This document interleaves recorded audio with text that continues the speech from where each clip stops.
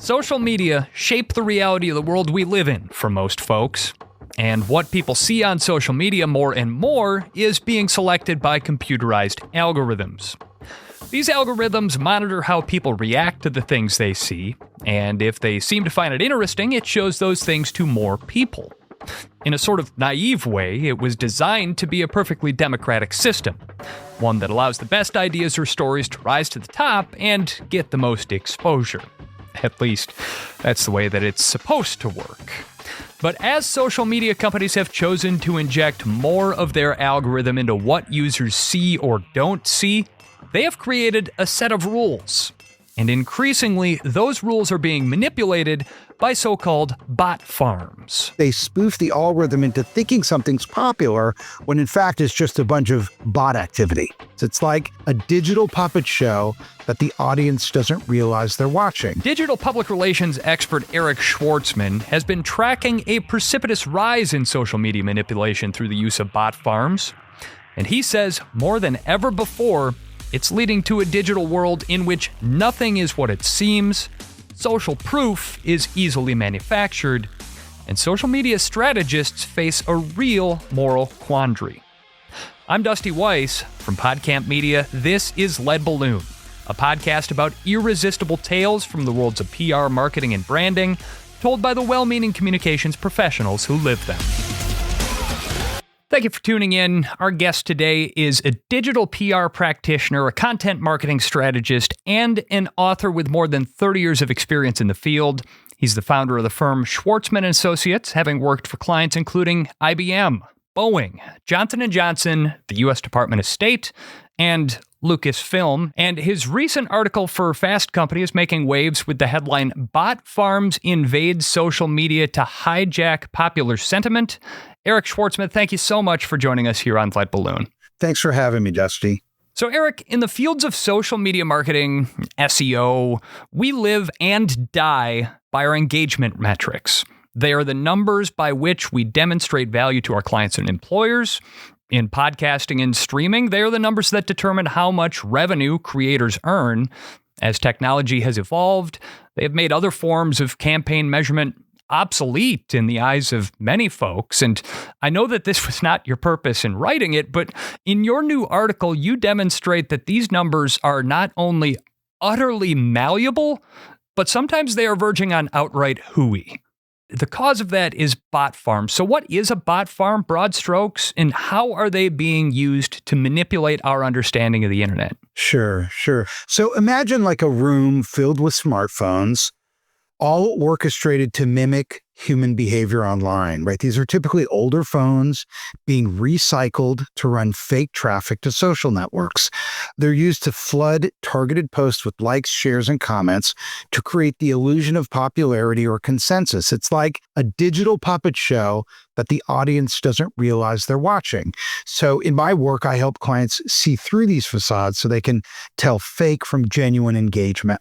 Now, you say a room filled with smartphones, and I think people picture different things, but I saw some of the video that you posted with this. You're talking about literal racks and racks and racks of dozens of smartphones, hundreds of smartphones? Well, I mean, no one knows how big some of these state-sponsored farms could be. We've seen images of commercial bot farms coming out of Southeast Asia, but I mean, picture like a data center where there are racks and racks, but instead of servers on the racks, there are cell phones on the racks. The cell phones are cabled to USB hubs. The hubs are cabled to a centralized computer that then orchestrates activity, likes, comments, posts on the same story in a short period of time, because the social networks decide what to show you based on engagement, right? These are amplification-based engagement algorithms. And so what they do is they spoof the algorithm into thinking something's popular when in fact it's just a bunch of bot activity. Now, Eric, this is not what I would say is a high watermark in the history of truth and our understanding of the world.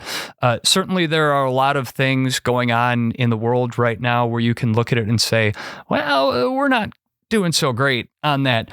But the network infrastructure, the programming that it must take to orchestrate not just that, but the hardware and the personnel, there's got to be an easier way to lie to people. What's the motivation here, and who is running these bot farms? Well, I mean, the motivation is, major foreign policy initiatives, wars, geopolitical alliances. I mean, doesn't get any bigger. You can look at an initiative like Brexit, where the UK decided not to join the EU. That was largely a bot-driven initiative. Also, because we are so evenly divided politically in the US right now, a swing of a few points makes the difference in a presidential election. And certainly, there are bot farms from China, Russia, and Iran lining up behind candidates that they think are more predisposed to their ends and aims. So, I mean, the stakes could not be higher. And it's also true in the world of commercial products and marketing and advertising, where people are trying to make markets for new brands, and people are deciding what brands to buy based on how they're trending online. And so if you can just manufacture those trends, you can actually trigger organic trends with bot activity. So the bot activity is almost become table stakes in some of these arenas just to get seen in the newsfeed. To take this back home for a moment, because we're talking about very, very big things, nation states and the like, but I had an experience just the other week where my wife ordered something off of Amazon. It came out of the box in a number of pieces, and it was certainly not the quality that we had anticipated getting when she ordered it. And she said to me, but it had a 4.8 out of 5 stars and thousands of reviews on Amazon. And I had to pull her aside and say, "Hun, these numbers that you see, these star ratings, those aren't real anymore. Those are manufactured." And so for you to come forward with this article when you did, I think is very, very timely, because I still think that there is not a great understanding out there among the general populace. Is it really possible to move the needle that much on an issue of public opinion just by spamming likes and comments onto a particular post? Are we really that simple psychologically? Well, I mean, there's a recent meme that's been trending on TikTok and Instagram that shows sort of overweight Americans in factories assembling cars or making shoes.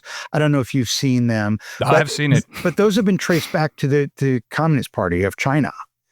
And so fake engagement on something like that is a great way for them to get underneath any support for tariffs that there might be in this country right now. This is happening at all levels.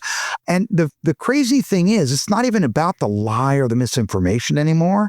It's about the engagement that's targeted on that lie. It's about amplifying that lie. So you don't even have to tell the lie yourself. All you have to do is find someone else that's telling the lie and target that post for engagement and send it viral. And then they become your puppets or your actors. So it's incredibly sophisticated. And I think it's underneath popular opinion in almost every circle right now. No, bots are nothing new. I mean, those of us who have been around the internet for 20, 25 years can remember the good old days of bots crawling across GeoCities pages. But how is this newest generation different from the previous iterations that we've seen? So bots used to be these clunky scripts that were sort of easy to spot and ignore. They basically exploited APIs. But today's bots are more sophisticated because they use real mobile phones. If you're talking to a mobile phone, as long as you can't tell that it's a computer that's generating the responses, there's no way to tell that it's an engagement with a bot versus a person, because the information being sent, the technical information being sent to the social network from the phone is just the same as the technical information that would be sent from a phone in your or my hands. So there's absolutely no way to tell.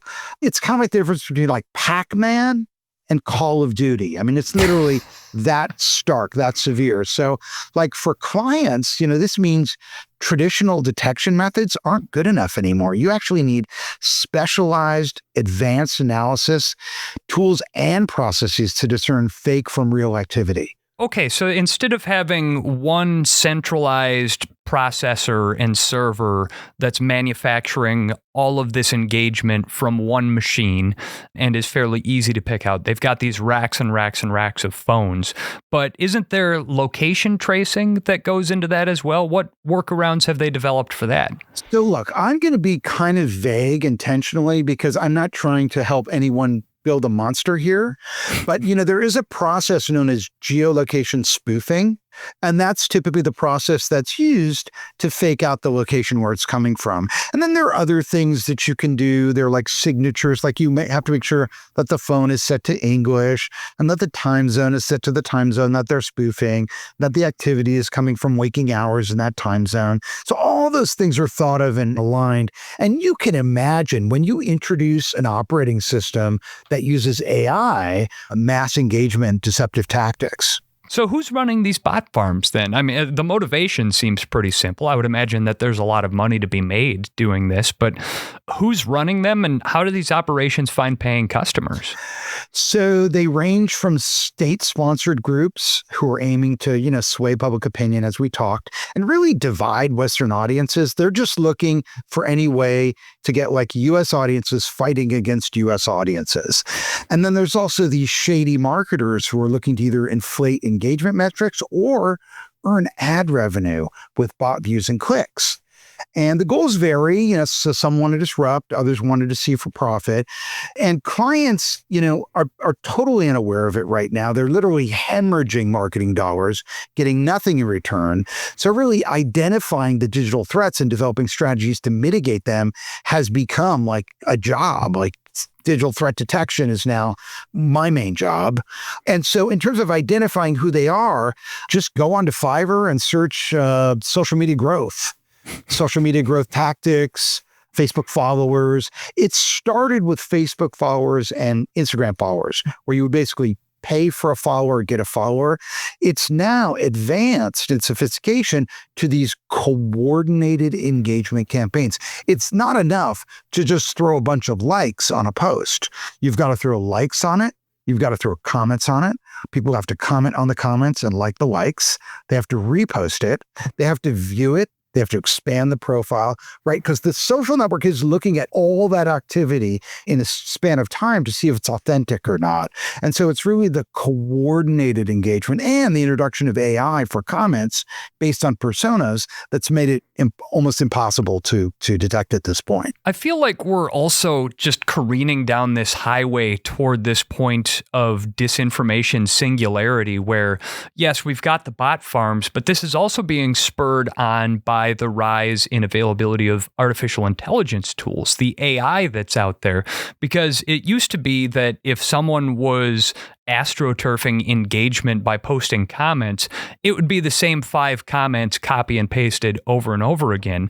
And now you can go to ChatGPT and say, generate for me 1,000 different positive sounding engagement comments that I can leave on a social post about football. Well, it's more than that. First of all, the original type of comment that you are referring to, we call copy pasta. Just the same thing over and over again. It's very easy to detect. But what's happening now is the bot operators will create personas. So they'll create a Facebook or Instagram or a TikTok account. They'll give it a profile picture and a bio, and they'll give it some interests. And then what they'll do is they'll actually go into a community like Formula One racing or Black Lives Matter or K-pop, and they'll actually build a following and find their place in that community by discussing topics that have nothing to do with what they're trying to promote inside that community so they can gain trust through engagement. These bots.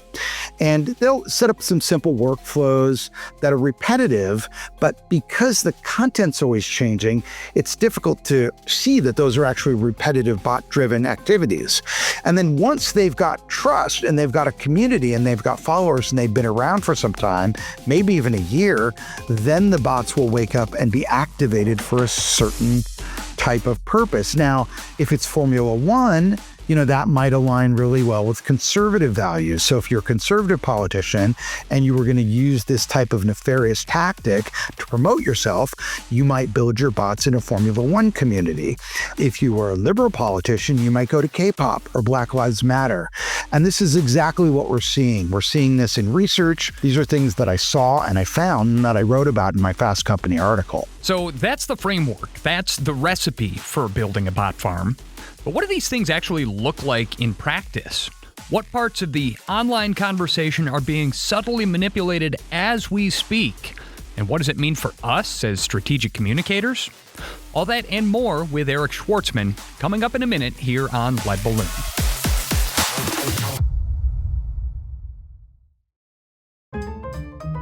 Whatever the occasion, effortless elegance is right this way.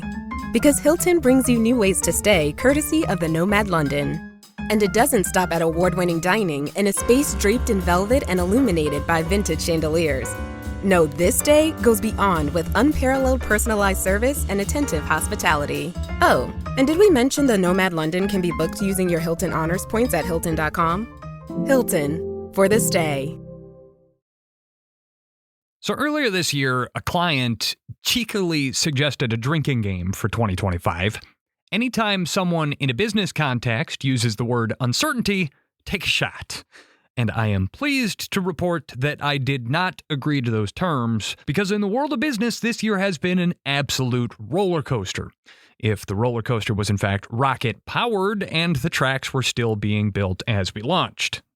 This uncertainty has made a lot of companies pull back on their content marketing and thought leadership efforts. But here's the thing, when everyone else clams up, your voice carries that much farther. And in that sense, there has never been a better time to launch a podcast initiative for your brand.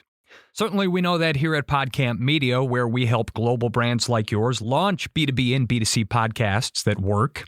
And we know, too, that fortune favors the bold in times like these. So visit podcampmedia.com and let's get started today telling your brand story.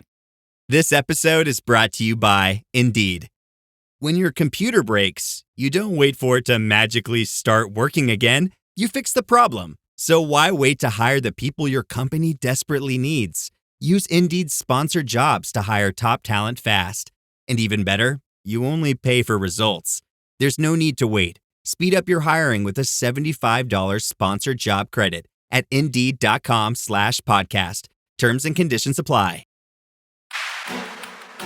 This is Lead Balloon, and I'm Dusty Weiss.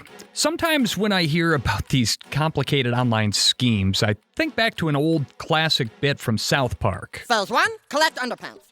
Phase 2, Phase 3, profit. Oh, I get it. If Phase 1 is build a bot farm, how do these people get to profit? Well, in his reporting for Fast Company, Eric Schwartzman found an insane number of examples. But probably the most direct and obvious approach, it turns out, is through good old-fashioned securities and cryptocurrency fraud. Millions of dollars are being made daily through these pump and dump schemes. And if you've never heard of a pump and dump scheme, the interesting thing, and I found this out when I was researching the story, one of the first pump and dump schemes was by Joseph Kennedy, the father of JFK. And what he did was he got a bunch of rich investors to start buying up shares of RCA. RCA was a company that made video cameras and some of the first TVs, and they were like the hot tech stock in the early 1900s. And what they did is created this impression that there was more demand for the stock than there actually was by buying up big blocks of shares and by sort of whispering to folks in the media and through PR, mainstream media, that this was a hot stock. They pumped it up to astronomical levels, and then they all sold it. The stock collapsed. All the little guys, they lost everything. And it was that type of activity that led to the great stock market crash. So now what's happening is there are these thinly traded stocks. That means, there's not a lot of volume, not a lot of people buying and selling the stock. These aren't, Tesla or Bank of America or Disney. These aren't blue chip stocks. These are small little stocks you never heard of, where the purchase of $30,000 worth of the stock in one day might send it up 2 cents, right? pennies. We're talking about scalping a little margin off these trades. And the way it works is these so-called financial influencers or finfluencers, they'll buy a thinly traded stock, they'll get onto social media with their network and with their bots, and they'll say, hey man, this thing's going through the roof, sell out of your 401k and buy some of this today, don't miss out. And they'll basically use FOMO, fear of missing out, to get people to buy the stock. And they're basically trying to drive up a nickel, a dime, so they can sell it. And this is happening daily. You know, it may just seem like a nickel, a dime a share, but if you own 20,000 shares, that adds up.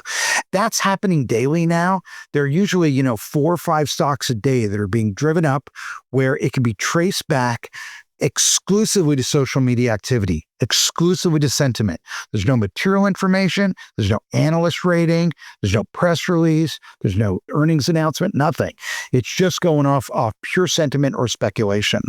And so in these pump and dump schemes, sometimes there'll be lawsuits. And recently, a group called the Goblin Group was hauled into court for these pump and dump schemes. And ultimately, the judge said, no harm, no foul. Expressing excitement and enthusiasm for a stock, even if it is wrong, does not meet the threshold of securities fraud, at least not for now. So pump and dump is legal technically until it's not. And of course, that's another thing that I help clients with is look at, try to distinguish the noise from the truth when it comes to investments. And there are tools for using it now. There's actually a platform, I mentioned it in the story, called Chatterflow, which is a platform exclusively for looking at the markets and identifying, hey, what are people talking about today that can't be linked to any material information? And then, is that legit? Is it going to pump? Is it not going to pump?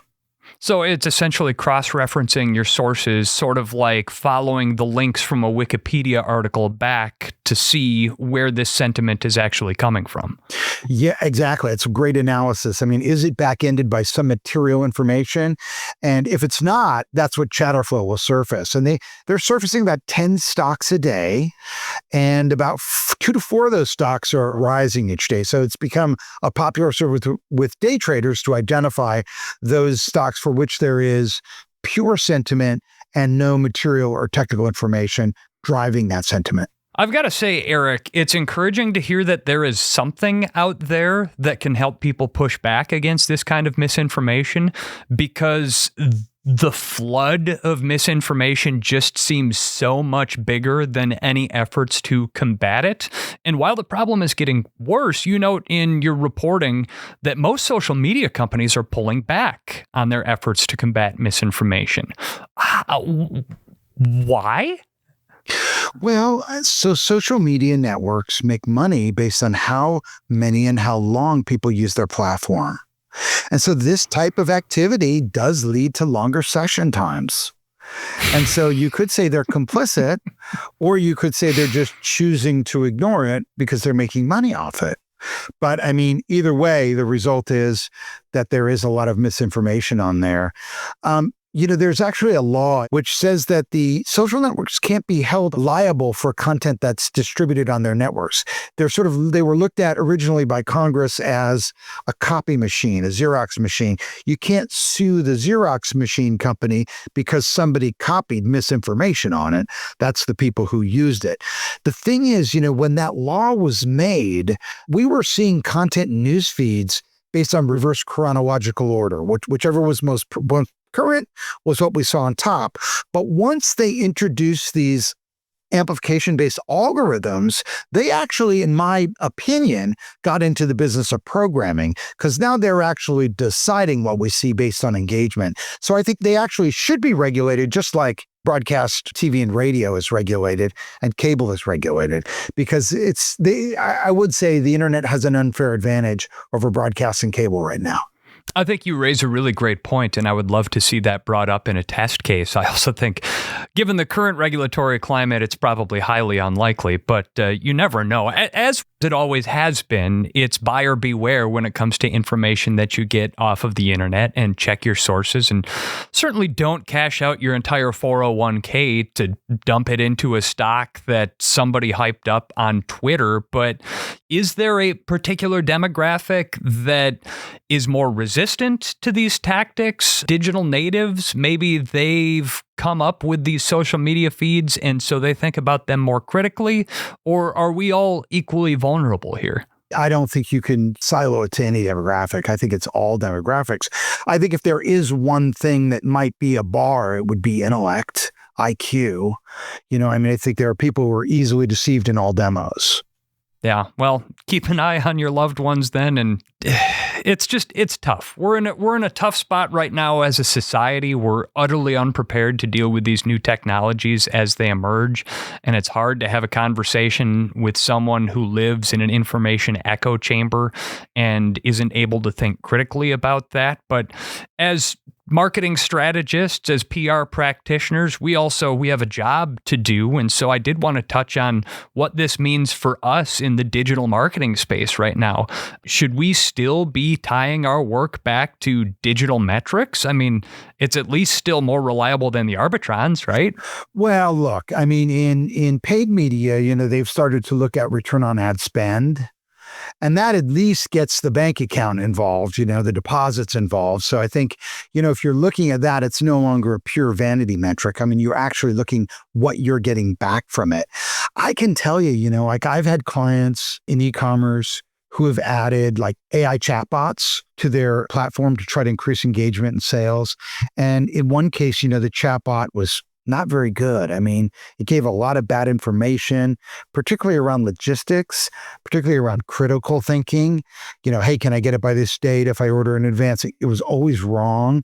And we were kind of worried, hey, should we be using this thing? But we left it up. And you know what? Conversions have doubled since we've done it.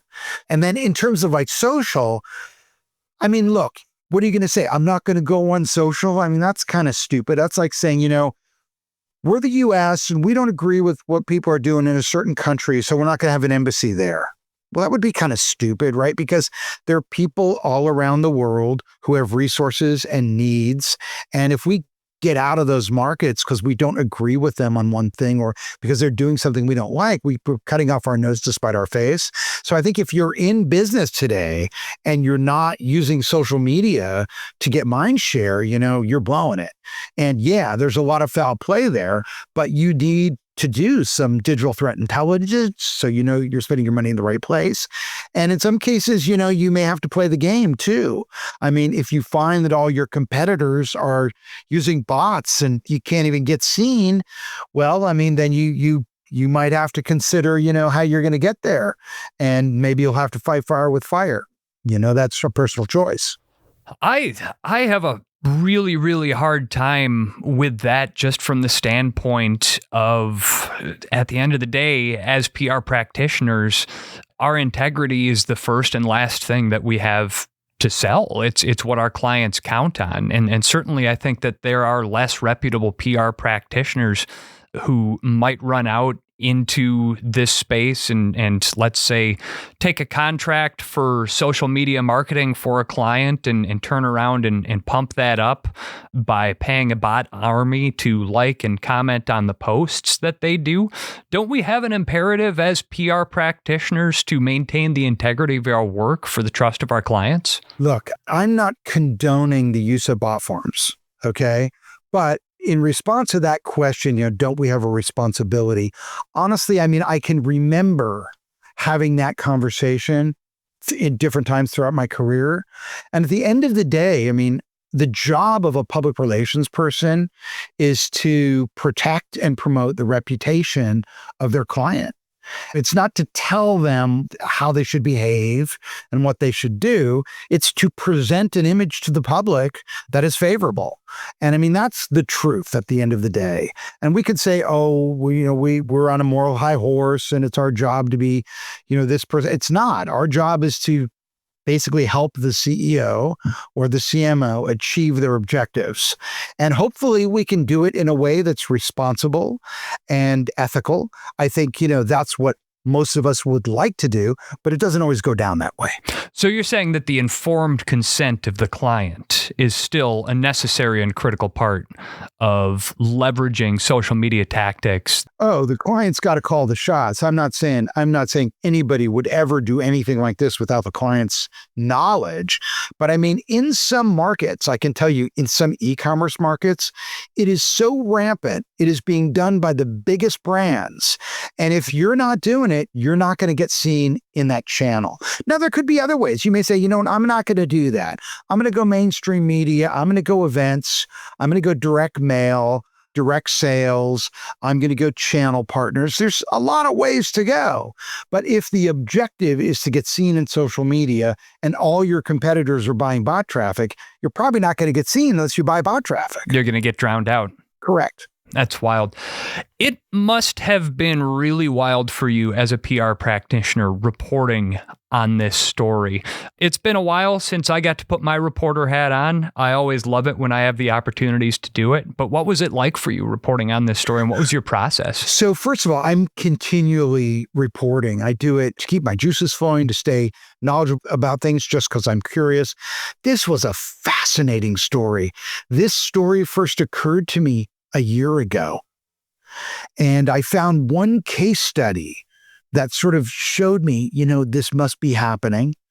And it took me probably 3-4 months to network through to someone in that case study. And that led to more people, and that led to a conference, and that led to more people. And it literally took me a year of reporting to write this story. And then I had to wait another month to get it published. One of my friends who was the editor of a big computer magazine said to me, "Welcome to the world of investigative reporting. I'm sure you had a great time, but you're not making any money at it." And it's true. I mean, you certainly don't make a lot of money with investigative reporting. But I do feel like, by contributing knowledge to the community, it does come back to you in other ways, through speaking gigs, through engagements with clients, through new business opportunities. And most importantly for me, discovering what's out there, which is why I honestly like what I do so much, is because it's always something new. You're always learning something new. You're always talking to interesting people. And that's what excites me most about my job. Well, and in fact, you noted on LinkedIn that you have so much information that you've amassed over the last year here that you're even thinking about writing a book on this topic. Now, for the folks who want to follow along with your work, check out the books that you already have published and the one that is hopefully coming out soon. Where can they learn more about you, and how should we follow along? So if you go to ericschwartzman.com and go to the resources section, you can actually download a free copy of one of my books as a PDF. And you can also sign up for notifications for when Invasion of the Bot Farms comes out, which I'm working on, which also covers skullduggery in the influencer community, because it's being done to make and break influencers. And it's also being done in the advertising community. Just a ton of ad fraud out there. I think probably as much in the programmatic world as 90% of paid impressions are bot impressions. It's wild. It's hard to believe sometimes that this is the world that we're working in, but you're right. In order to keep up, you have to continuously change and adapt and stay at the forefront of these new and emerging technologies as they happen. And certainly your article and your work in this field has been a great way to do that. Also, I'm going to have to check the archives here, but I'm pretty sure that in 59 episodes of Lead Balloon, and I'm shocked to say it, that may be the first time that the word skullduggery has been mentioned. So Eric Schwartzman, the founder of Schwartzman & Associates, thank you so much. It's been a blast. Thank you for joining us here on Lead Balloon. Thanks for having me.